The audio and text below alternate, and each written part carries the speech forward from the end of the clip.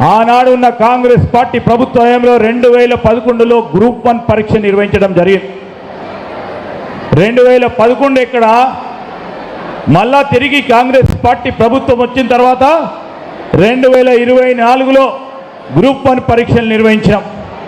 అంటే 14 సంవత్సరాల కాలయంలో 21 సంవత్సరాలు నిండి 22 సంవత్సరాలు నిండి డిగ్రీలు పూర్తి చేసుకొని నేను గ్రూప్ 1 ఆఫీసర్గా నేను ఉత్తీర్ణుడై ఈ రాష్ట్రానికి సేవలు అందిస్తామన్న ఆ యువకుడు ఈరోజు 34-35 సంవత్సరాలు వచ్చినా కానీ గ్రూప్ 1 పరీక్షలు నిర్వహించలేదు గత ప్రభుత్వం.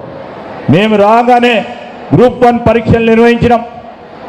రేపో ఎల్లుండో మొత్తం వారు ఉత్తీర్ణులై వారికి అపాయింట్మెంట్ ఆర్డర్స్ ఇచ్చి ప్రతి జిల్లాలలో కూడా గ్రూప్ 1 ఆఫీసర్ మొట్టమొదటి ప్రదేశ్ సర్వీస్ కమిషన్ ద్వారా గ్రూప్ 1 అధికారి రేపొచ్చి పదవి బాధ్యతలు చేపడతా ఉన్నారంటే 14 సంవత్సరాల తర్వాత ఈ రాష్ట్రంలో ఒక గ్రూప్ 1 ఆఫీసర్ స్వయాన రాష్ట్ర ప్రభుత్వం తరఫున చేపడతా ఉన్నామంటే ఇది మేము చేస్తా ఉన్న ప్రయత్నం, మేము మా ప్రజలకు ఇచ్చిన వాగ్దానం, మా చిత్తశుద్ధి.